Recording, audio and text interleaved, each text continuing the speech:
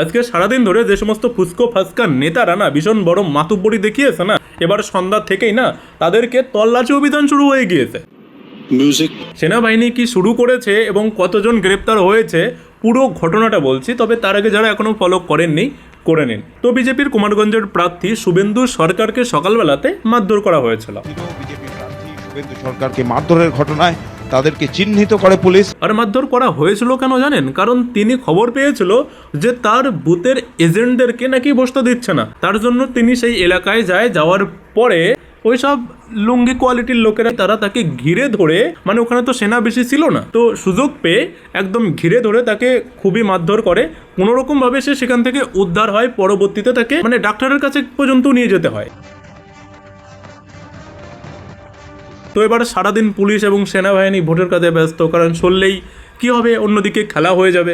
এই জন্য সারাদিন কোনো অ্যাকশন নেয়নি, কিন্তু বিকাল হতে প্রায় সন্ধ্যা আসলেই অ্যাকশন নেওয়া শুরু হয়ে গিয়েছে। পুলিশ এবং সেনাবাহিনীর টিম পুরো এলাকা চিরুনি তল্লাশি করতে নেমে পড়েছে। কুমারগঞ্জে বিজেপি প্রার্থীকে মারধরের ঘটনায় এবার তল্লাশি অভিযানে নামলো পুলিশ আর কেন্দ্রীয় বাহিনী।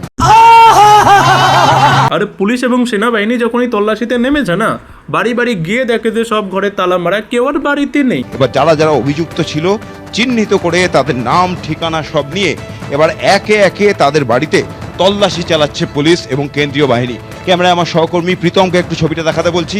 এই মুহূর্তে দেখা যাচ্ছে যে একটি বাড়িতে পুলিশ এবং কেন্দ্রীয় বাহিনীর দল তারা ঢুকেছেন এবং সেই বাড়িতে তল্লাশি চালানো হচ্ছে। এখনো পর্যন্ত দেখা যাচ্ছে যে এই বাড়িতে তালা দেওয়া, কেন্দ্রীয় বাহিনী এবং পুলিশের দল তারা বাড়ির বিভিন্ন দিক দিয়ে তারা ঘুরে দেখছেন। আর এই ঘটনায় এখন পর্যন্ত টোটাল 5 জনকে গ্রেপ্তার করা হয়ে গিয়েছে। তবে এর সঙ্গে অনেকেই জড়িত, তাদের বাড়ির সবার বাড়িতে এখন তালা মারা, সব পালিয়েছে। বলছি এতই ক্ষমতা, তাহলে তোরা পালালি কেন রে?